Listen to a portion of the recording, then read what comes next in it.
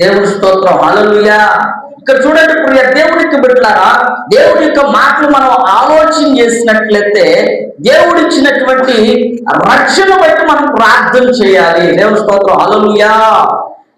ఈ రక్షణ దేవుని కృప వల్ల దొరికింది. ఆమె మనం రక్షించబడ్డామంటే మన మంచితనం వల్ల, మన నీతి వల్ల జరిగింది కాదు. ఇది దేవుని కృప, దేవుని యొక్క సంకల్పము, దేవుడిచ్చిన గొప్ప బహుమానము మనకు రక్షణ. అందుకని ఈ రక్షణ జీవితం కొరకు ప్రార్థన చేయాలి. రక్షణ జీవితంలో ఎక్కడ తొలగిపోకుండా, ఎక్కడ పడిపోకుండా ఈ రక్షణ కొనసాగించాలి.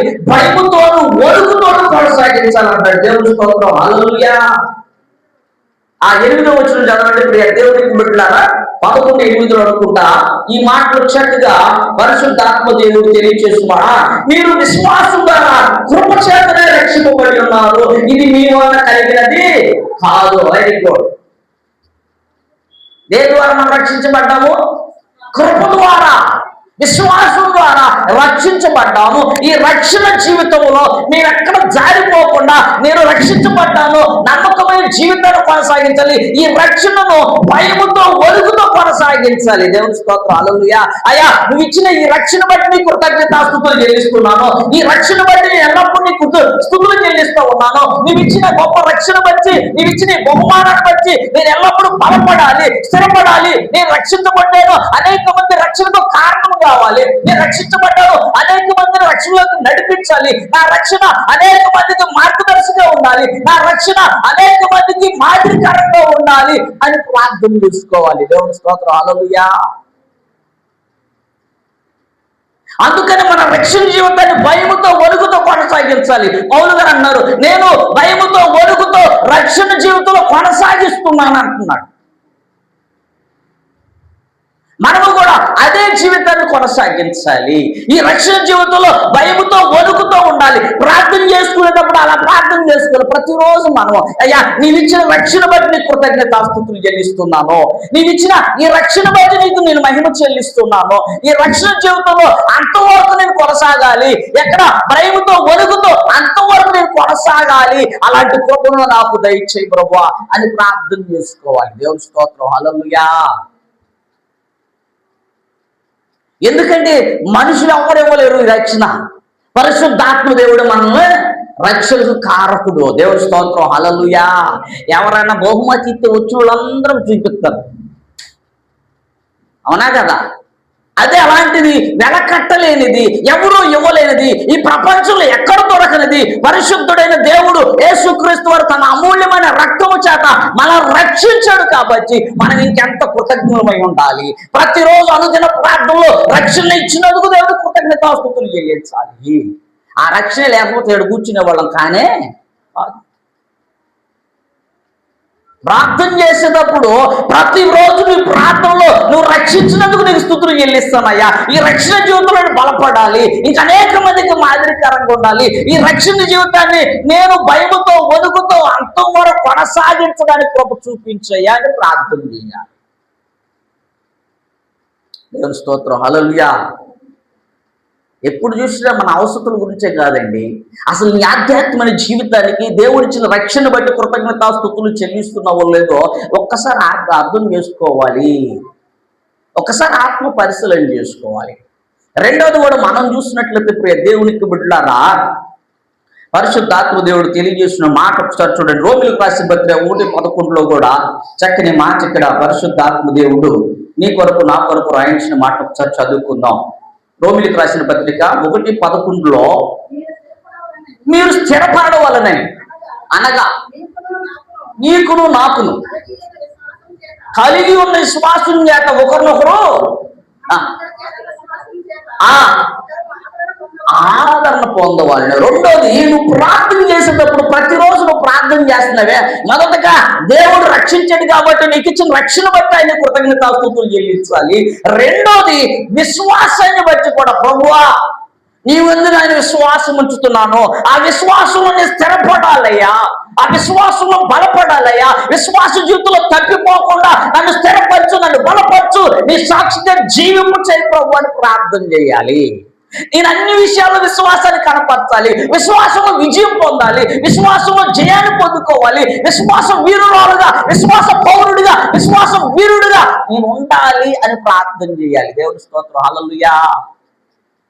ఎన్ని సమస్యలు వచ్చినా, ఎన్ని ఇబ్బందులు వచ్చినా, ఎన్ని ఇరుకులు వచ్చినా, ఎన్ని వేదనలు వచ్చినా, అవమానాలు వచ్చినా, దుఃఖం వచ్చినా, ఏడుపు వచ్చినా, లేదు ఏమొచ్చినా సరే నా విశ్వాస జీవితంలో నేను బలపడాలి, నా విశ్వాస జీవితంలో స్థిరపడాలి, విశ్వాస జీవితంలో నమ్మకంగా ఉండాలి, నా విశ్వాసాన్ని ఎక్కడ విడిచిపెట్టుకోకూడదు, విశ్వాసంలో తొలగకూడదు, విశ్వాసంలో పడిపోకూడదు, విశ్వాసంలో జారకుండా నన్ను స్థిరపరచని ప్రార్థన చేయాలి. ఆమె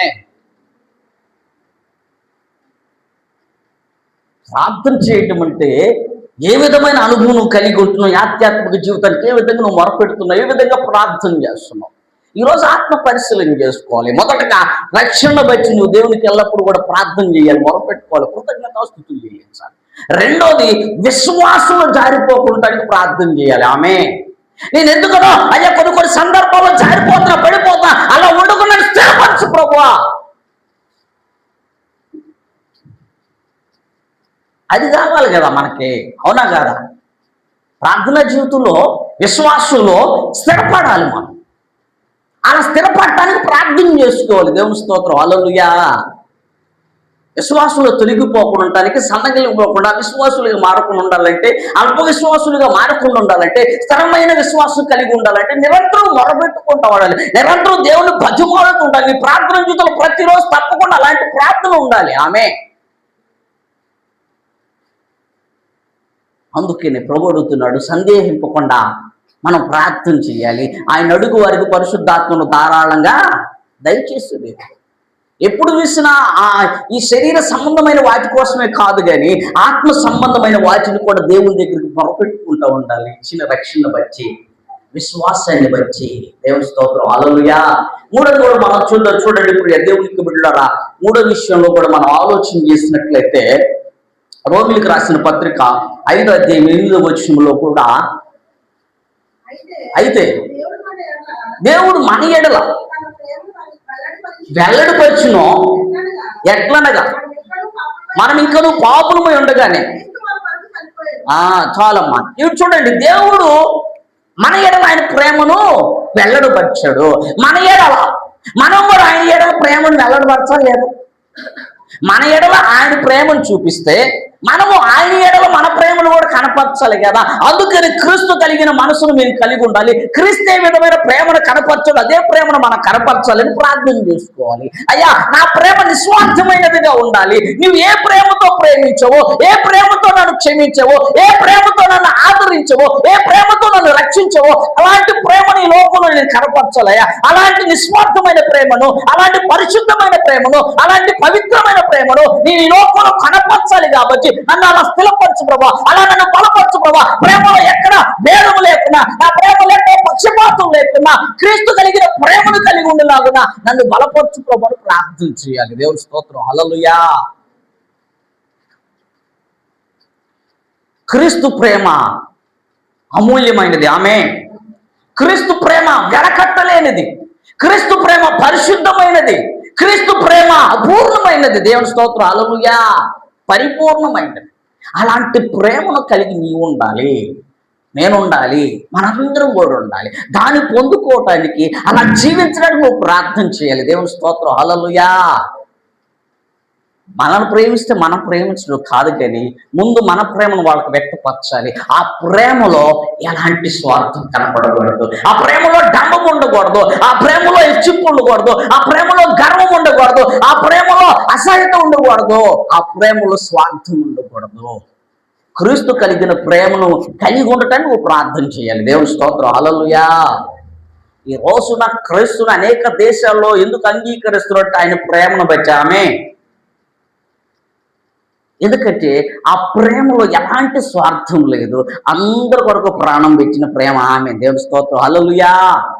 దాని కొరకు నువ్వు ప్రయాసపడాలి. నువ్వు ప్రార్థన చేసుకున్నాడు ప్రతిరోజు ప్రార్థనలో రక్షణ జీవితాన్ని బట్టి నువ్వు మొరపెట్టుకుంటూ ఉండాలి. విశ్వాసాన్ని బలపరచాలని మొరపెట్టుకుంటూ ఉండాలి. అయ్యా నేను కూడా నీ వల్లనే ప్రేమ జీవితాన్ని కలిగి ఉండాలయ్యా. నువ్వు ఏ విధంగా ప్రేమతో జయించావో అదే ప్రేమతో నేను జయించాలయ్యా. నువ్వు ఏ విధంగా ప్రేమతో ప్రభా నువ్వు సాతాను క్రియలు లయపరచవు అలాగే నేను ప్రేమ కలిగే సాతాను క్రియలు లయపరిచే విధంగా నన్ను మార్చమని ప్రార్థన చేసుకోవాలి. దేవుడి స్తోత్రం. హల్లెలూయా.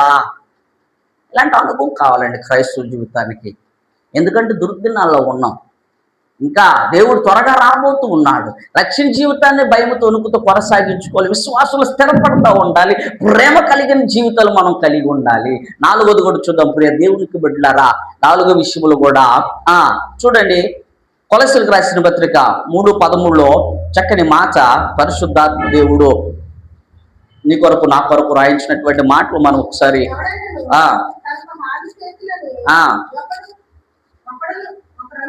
ఒకడు అనుకునే ఎడల ఒకరినొకడు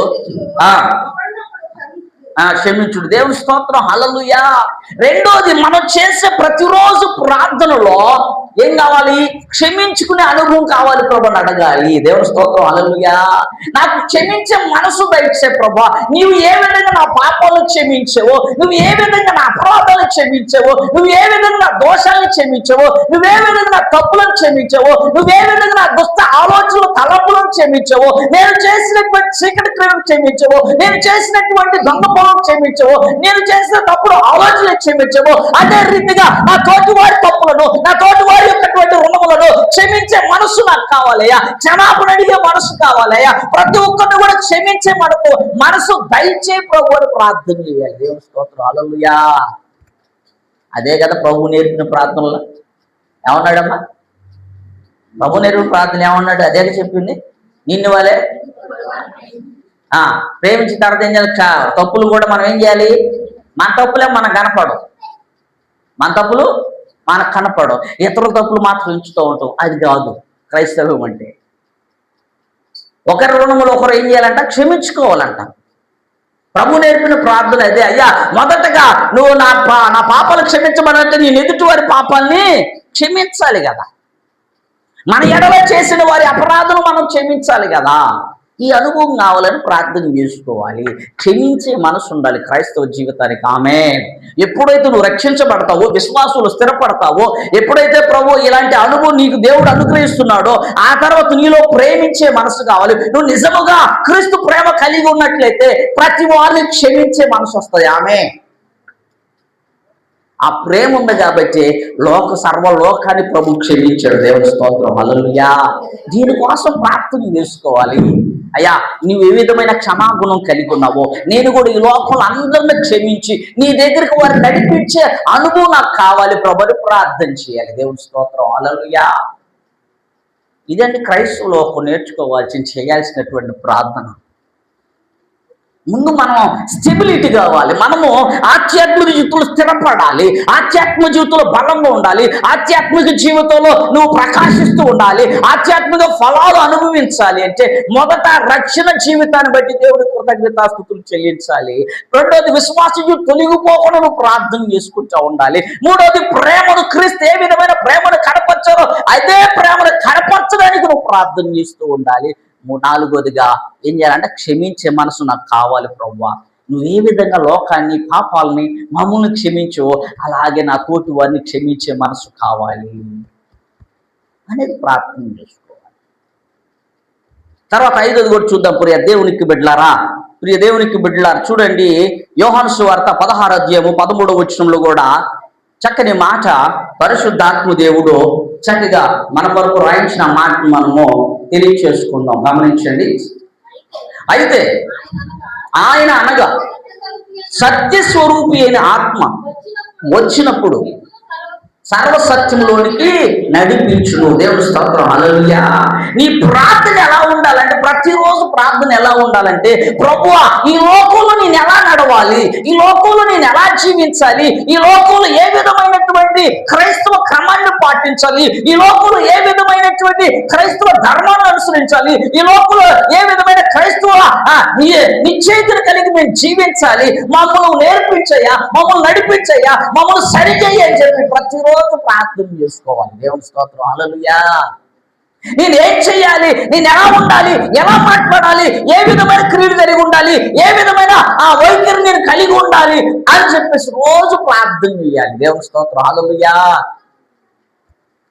ఎందుకంటే మన సొంత నిర్ణయాలు తీసుకుని సొంత పనుల్లోకి వెళ్ళిపోయింటే ఇబ్బందులు పాలవుతాయి, సమస్యలు పాలవుతాయి. అందుకని దేవుడి చిత్తాన్ని తెలుసుకోవాలి, ప్రతిరోజు అడగాలి. ఉదయాన్నే లేచినప్పుడు ప్రభా ఈ రోజు ఏ విధంగా నన్ను నడిపించబోతున్నావు, ఏ విధంగా నన్ను సరి చేయబోతున్నావు, ఏ విధంగా ప్రభా నువ్వు నన్ను బలపరచబోతున్నావు, నేను ఫలానా పనికి వెళ్తున్నా, లేదా ఉద్యోగానికి వెళ్తున్నా, నా బిడ్డలు ప్రభా స్కూల్కి వెళ్తున్నారు, ఉద్యోగాలకు వెళ్తున్నారు, లేదా పని పాటలకు వెళ్తున్నారు, ప్రభా వారి పక్షాన్ని మీరుండి చక్కగా నడిపించండి, వారు మంచి మార్గాల్లో నడవాలి, వారు పరిశుద్ధమైన మార్గాల్లో నడవాలి, ఎక్కడ తప్పిపోకూడదు, ఎక్కడ తొలగిపోకూడదు, ఎక్కడ పడిపోకూడదు, ఎక్కడ జారిపోకూడదు, నేను కూడా అంతే ఆధ్యాత్మికంగా పడిపోకూడదు, ఆధ్యాత్మికంగా నేను కూడా ఎక్కడ చెడిపోకూడదు. ప్రభా నన్ను సరిచేయి, నన్ను బలపరచని ప్రార్థన చేయాలి. ఆమేన్. ఇది లైఫ్ స్టైల్. దేవుని స్తోత్రం, హల్లెలూయా. క్రిస్టియన్ లైఫ్ స్టైల్ అంటే ఇది. ప్రతిదీ కూడా దేవుని చిత్తం మీద ఆధారపడాలి, ప్రతిదీ కూడా దేవుని అడిగి మనం ప్రతిదీ కూడా చేసే అనుభవంలోనికి రావాలి. ఆమేన్. అలాగా క్రైస్తవ విశ్వాస క్రమాన్ని మనం ముందుకు తీసుకుపోతా ఉండాలి. దేవుని స్తోత్రం, హల్లెలూయా. ప్రార్థన చేస్తున్నాం, మొదట మన ఆధ్యాత్మిక అభివృద్ధి కొరకు ప్రార్థన చేయడం నేర్చుకోవాలండి. దేవుని స్తోత్రం, హల్లెలూయా. ఏం చేయాలి? మొదట రక్షణ జీవితాన్ని బట్టి దాన్ని భయముతో వణుకుతూ కొనసాగించడానికి మొరపెడుతూ ఉండాలి. రెండోదిగా విశ్వాసులను బలపడుతూ ఎక్కడ తొలగిపోకుండా, కుడికి ఎడమకి తొలగిపోకుండా స్థిరపడేటటువంటి అనుభవం పొందుకోవడానికి మొరపెడతా ఉండాలి. మూడోదిగా మనం చూసే ప్రియ దేవునికి బిడ్డలారా, ప్రేమ, క్రీస్తు కలిగిన ప్రేమను మనం ఈ లోకంలో కనపరచడానికి నువ్వు మొరపెడుతూ ఉండాలి. నాలుగోది క్షమించే మనసు కావాలి, దేవుడికి మొరపెట్టాలి. ఐదోది మనం చూసినాం, ఏం కావాలన్నావు ఇక్కడ? ప్రియ దేవునికి బిడ్డలారా, నడిపింపు కావాలా, ఎలా జీవించాలి, ఎవరితో ఏ విధంగా మాట్లాడాలి, క్రైస్తవ క్రమం ఏంటి, క్రైస్తవుడు ఏ విధంగా జీవించాలి, ఎలా జీవించాలో అవన్నీ కూడా పరిశుద్ధాత్మ దేవుడు మనల్ని నడిపిస్తాడండి. సర్వ సత్యములోకి నడిపిస్తాడు, మంచి మార్గంలో నడిపిస్తాడు, జీవ మార్గంలో మనల్ని నడిపిస్తాడు. దాని కొరకు మొరపెడుతూ ఉండాలి. దేవుడి స్తోత్రం, హల్లెలూయా. ఆరోది కూడా చెప్తుంది చూడండి ప్రియ దేవునికి బిడ్డలారా. చూడండి ఆరోది యోహాను సువార్త 14:27 చక్కని మాట ఉంటుంది. శాంతిని అనుగ్రహించి వెళ్తున్నాను, నా శాంతిని మీకు అనుగ్రహించి వెళ్తున్నాను. ఏం గురించి చాలమ్మా ప్రియ దేవునికి బిడ్డలారా, ప్రభు శాంతిని పొందుకోవడానికి, శాంతిగా సమాధానకరంగా ఉండటానికి, నీతి కలిగి ఉండటానికి, నేను భక్తి జీవితంలో పరిపక్తిగా ఉండటానికి, పరిశుద్ధ జీవితంలో పరిశుద్ధంగా జీవించడానికి దాని కొరకు మొరపెడతా ఉండాలి. దేవుని స్తోత్రం, హల్లెలూయా. ఎందుకంటే హృదయంలో ఏం కావాలి? నెమ్మది కావాలి. మొదట ఆమె నువ్వు ప్రార్థన చేయాలన్నా, లేదా ఇంకో పని చేయాలన్నా, అన్న కూర ఉండాలన్నా హృదయంలో సమాధానం లేక వండుతావు నువ్వు. చెప్పండి, అవుతారా? చెప్పండి అమ్మా. మనసు బాగోకపోతే పని చేస్తారు సరిగా అసలు. ఏమండి, ఇక 6 రోజులు ఆడే పెడతారు, కొండలో సెట్లు, బట్టలు ఇవన్నీ కూడా. ఏంటమ్మంటే మానసికంగా బాగలేదండి, కొద్దిగా మనసు ఏంటో బాగలేదు. చాలా మంది అంటారు, ఏమైందమ్మా మనసుకి? నా మనసు ఏంటో బాగట్లేదని అంటారు. ఏమైంది ఆ మనసుకి? ఎక్కడ డాక్టర్ దగ్గరికి తీసుకెళ్దామా? సరి చేస్తాడా? ఎవరు చేస్తారు? సరి చేస్తారా? No, never. సరి చేసేది ఎవరు? ప్రభువే. ఆమె దానికోసం మొరపెట్టి నాకు సమాధానం కావాలి, నాకు మనశ్శాంతి కరువు అయింది ప్రభువా, నేను ఈ రోజంతా పరిపూర్ణంగా నేను పనులు చేసుకోవాలి, ఉద్యోగానికి వెళ్ళాలి, నా కుటుంబ పనులు చేసుకోవాలి, నేను ఆరాధించాలంటే నాకు ప్రశాంతమైన హృదయం కావాలి, నాకు మనశ్శాంతి కలిగిన హృదయం కావాలి, నాకు శాంతి అనుగ్రహించలేయ్యా అని చెప్పి మొరపెట్టుకుంటావు, ప్రార్థన చేసుకుంటావాలి. అప్పుడు కానీ నువ్వు పర్ఫెక్ట్గా ఉండగలవు. దేవుని స్తోత్రం, హల్లెలూయా. ఏదో 4 వాక్యాలు చెప్పేసి నాకు పెట్టలుగా చెప్పేది ఇక్కడ క్రైస్తవ్యం కాదు. ఇది పరిపూర్ణతలోకి రావాలి, మనం తెలుసుకోవాలి. ఎంతకాలం ఇంకా ఎప్పుడు నుంచో మోసే వచ్చాడు, ఎర్ర సముద్రం జీవించాడు, ఈ కాదు. ఆధ్యాత్మిక జీవితంలో సిద్ధపడాలి. సంఘాన్ని ఏం చేయాలి? సిద్ధపరచాలి. సంఘం సిద్ధపడాలి. ఏ విధంగా? నువ్వు రక్షణ జీవితాన్ని బట్టి సిద్ధపడాలి, విశ్వాస జీవితంలో సిద్ధపడాలి, ప్రేమలో సిద్ధపడాలి, తర్వాత ఏం చెప్పాడు? క్షమించడంలో సిద్ధపడాలి, నడిపింపులో సిద్ధపడాలి. తర్వాత ఏం చేస్తున్నాం మనం? ఒకసారి ఆలోచన చేద్దాం. ప్రియ దేవుడికి బిడ్డ, నీ హృదయానికి ఏం కావాలి? మనశ్శాంతి కావాలి, సమాధానం. దానికోసం మొరపెట్టుకోవాలి. ఎప్పుడు ఎప్పుడు చూసినా ఇవి అవి చేశాడు, హృదయంలో సమాధానం లేకుండా ఎన్ని చేసిన ఉపయోగమే అండి? ఇక్కడ హృదయంలో సమాధి లేదు, 100 కోట్లు నీ దగ్గర ఉన్న ఉపయోగమే ఉందా? ఉంటుందా? లేదు. కొంతమందికి అన్నీ ఉంటాయి, హృదయంలో బాగా అని ఎప్పుడు చూసి ఏదో పోగొట్టుకున్నట్టే ఉంటారు, ఎందుకో మరి తెలియదు. అన్నీ ఉంటాయి, తింటానికి ఉంటాయి, ఉంటానికి ఉంటాయి, అమ్మా అవునా, అన్నీ ఉంటాయి, కానీ వాళ్ళు ఎప్పుడు వాళ్ళ మొహాలు చూస్తున్నారు ఏదో పోగొట్టుకున్నట్టుగా. అమ్మో ఏదో అయిపోయింది, దానికి ఏం లేదు పాపం, ఏం జరిగిపోయిందో, ఎందుకు అట్టుందో. తీరా చూస్తే అన్నీ ఉండే, ఇంట్లో ఉంటానికి కొంత తింటానికి కొంత ఎంతో బాగానే ఉంది, ఏం లేదు, ఆమెకి నెమ్మది లేదు. మొదట క్రైస్తవుని యొక్క ప్రార్థన ఇక్కడ నెమ్మది కావాలని మొరపెట్టాలి. ఆమె ఏం కావాలంట? ఇది బాగుంటే క్రియలు బాగుంటాయి, పనులు బాగుంటాయి, మార్గాలు బాగుంటాయి, అన్ని బాగుంటాయి. ఇది బాగాపోతే అంత చెడిపోయినట్టు ఇక్కడ అంతే. ఇక కూర, మాంస కూర అయినా సరే, ఏ కూర అయినా సరే, చేపల కూర అయినా సరే, ఏదైనా సరే దాంట్లో ఉప్పు ఎక్కువ వేయటమో, కారం ఎక్కువ వేయటమో, ఏదో వేసి పడేసి గందరగోళం చేసేస్తారు. ఎందుకని? వీళ్ళు నెమ్మది లేదు, ఈడ పని చేయట్లేదు, ఇక ఏమైతే నీ శరీరం కూడా పని చేయదు అనమాట. అర్థమైంది అన్నమాట. అందుకనే మొదట సమాధానకరమైన స్థితి కావాలని మొరపెట్టాలి. దేవుని స్తోత్రం, హల్లెలూయా. నాకు శాంతి కావాలి, నెమ్మది కావాలయ్యా, ప్రశాంతత కావాలయ్యా, నేను ఆరాధించడానికి, నా పనులు చేసుకోవడానికి, ఉద్యోగంలో పని అవడానికి కానీ, బిడ్డలు చదవాయించడం కానీ, లేదంటే బిడ్డలు పరిస్థితి చేయడానికి, యజమాను పని చేయడానికి, కుటుంబ పని చేయడానికి, మందిరం పని చేయడానికి కానీ, ఏదైనా చేయాలంటే నాకు సమాధానం అవసరమైంది ప్రభువా. ఈ రోజు అతని సమాధానంతో నింపయ్యా. ప్రతి ప్రార్థనలో మనం రోజు చేసే ప్రార్థన ఇది కావాలా? సమాధానంతో ఉంటే నువ్వు ఏదైనా సమర్థవంతంగా చేయగలవు. ఆమె అది కాబట్టి దానికోసం నువ్వు ప్రయాసపడాలి, దాన్ని పొందుకోవడానికి నువ్వు ప్రయాసపడాలి. అది మనం అలవాటు చేసుకోవాలి ప్రతిరోజు ప్రార్థనలో. దేవుని స్తోత్రం, హల్లెలూయా. తర్వాత చివరిది 7వది కూడా చెప్పి నేను ముగిస్తాను. ప్రియ దేవునికి బిడ్డలారా, 7వ విషయం కూడా తిమోతికి రాసిన మొదటి పత్రిక 2వ అధ్యాయము 1 నుంచి మనం చదివినట్లయితే చక్కటి, నా కుమారుడా క్రీస్తు యేసునందున్న బలవంతుడి కమ్ము,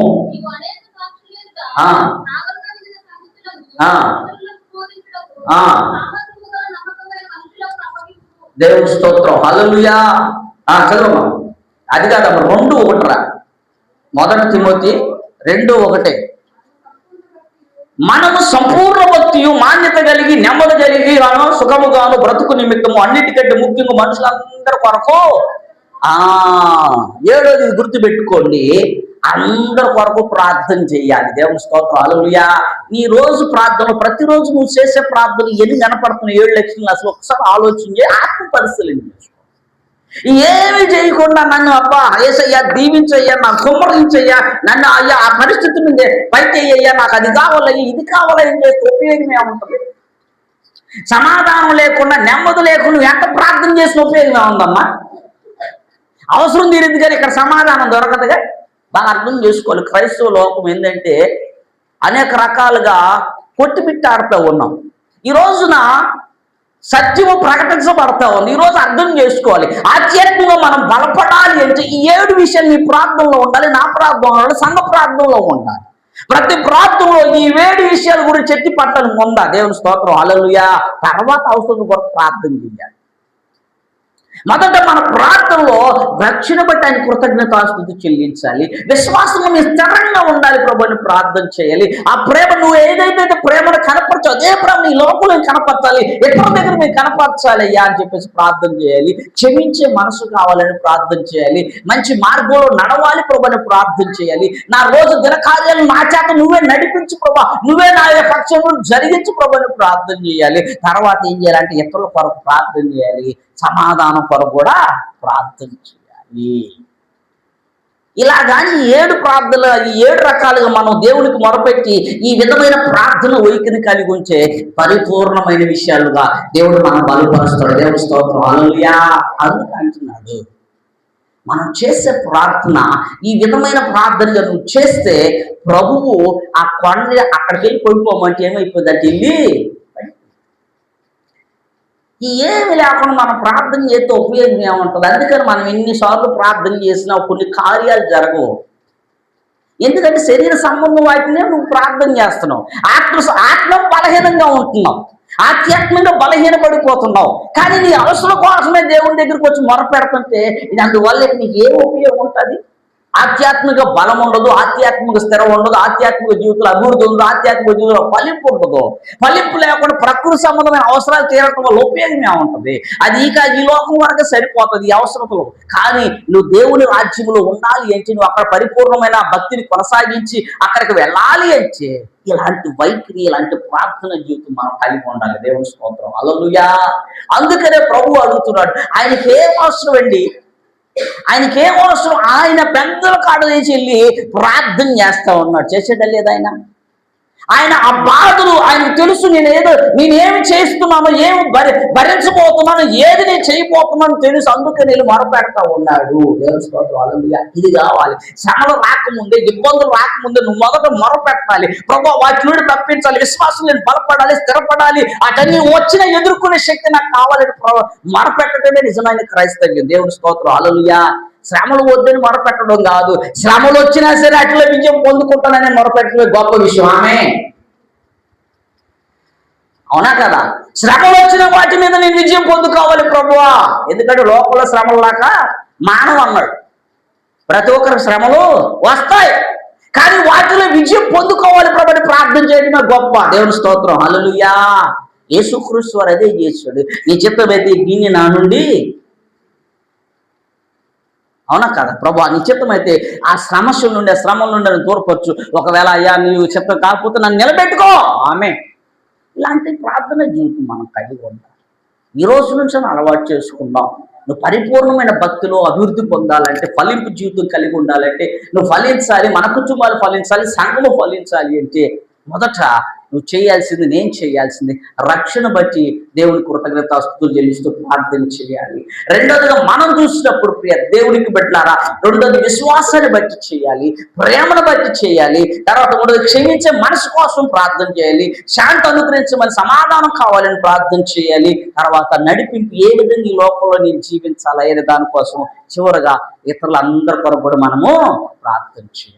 ఎప్పుడైతే ఇలా చేస్తాం, అందుకంటున్నాడు ఇక్కడ, మనము సంపూర్ణ భక్తి మాన్యత కలిగి నెమ్మదిగా సుఖంగా బ్రతుకు నిమిత్తం అన్నిటికంటే ముఖ్యముగా మనుషులందరి కొరకు ప్రార్థన. ఇలాంటి అనుభవం నాకు మనకు కావాలి. ఇలాంటి అనుభవం ప్రపంచ క్రైస్తువులకు ఉంటే వారందరూ కూడా ఆశీర్వాదకరంగా, దీవెనకరంగా ఉంటారు. అతి కృపతో దేవుడు మనం బలపరచును గాక, ఆ చాటుకి దేవుడు మనకు అనుగ్రహించును గాక. ఆమె ప్రార్థన చేసుకున్నాం. మహాగరుడా, మహోన్నతుడా, పరిశుద్ధుడా, ప్రేమగల తండ్రి, నీ పరిశుద్ధమైన నామమును స్తుతి చెల్లిస్తున్నాము. ఈ రోజున మాతో సూటిగా మాట్లాడే ప్రభువా, ఈ రోజున మమ్మల్ని మీరు దర్శించినందుకు నీ స్తోత్రాలు. నిజమే నాయనా, నన్ను ఒకసారి ఆత్మ పరిశీలన చేసుకుంటున్నాను. ఏ విధమైనటువంటి ప్రార్థన చిక్కును కలిగించున్నాను నాయన. నా అవసరం కొరకు నేను మొరపెడుతున్నానేమో, నేను ఆధ్యాత్మికంగా బలపడాలి. ఈ రోజున మీరు మాతో మాట్లాడు. అలాంటి మనసును మాకు దయచేయండి. అలాంటి ప్రార్థన జీవితం ప్రతిరోజు మీరు కలిగి ఉంటాయి ప్రభు, చూపించండి. ఎన్న వాక్యం నాయన హృదయంలో ఫలించులాగున, ఎన్న వాక్యం ద్వారా ప్రభు బ్రతుకు బిడ్డ వెలిగించబడేలా ప్రోత్సహించండి. మూడు వచ్చిన బ్రతుకు బిడ్డలు దీవించి ఆశీర్వదించండి. ఈ రోజు రాలేకపోయే వారు క్షమించండి నాయన. అయా పూర్వ వచ్చిన బ్రతుకు బిడ్డలు ప్రతి ఒక్క కుటుంబాన్ని దీవించి ఆశీర్వదించి బలపరచండి. ఇప్పుడు ప్రభు అనారోగ్య పరిస్థితుల్లో పెట్టి ఇప్పుడు ఈ క్షణంలో పరిపూర్ణమైన ఆరోగ్యం, శక్తిని బలమును పెట్టగలరు. అయ్యా ఈ రోజు నాయన నిశ్చితమైతే ప్రభావ రేపటి నుంచి ఎగ్జామ్స్ కొరకు సిద్ధపడుతున్న బిడ్డలకు మంచి జ్ఞానం, వివేకం, తెలివినివ్వండి. బాగా చదివి మంచి మార్కులతో పాస్ అవ్వడానికి ప్రోత్సహించండి. అయ్యా చిన్న బిడ్డలు, యవనతో వృద్ధులను మీరు దీవించి ఆశీర్వదించండి. నీ చిత్తమే మా పక్షం జరిగించుకోమని, ఈ వాక్యం ద్వారా మీరు ఫలించి ప్రోత్సహించమని యేసు క్రీస్తు వారి పరిశుద్ధమైన నామములో ఈ మనవులు అడిగి ప్రతిగా వేడుతున్నాము మా తండ్రి. ఆమేన్, ఆమేన్, ఆమేన్. హల్లెలూయా.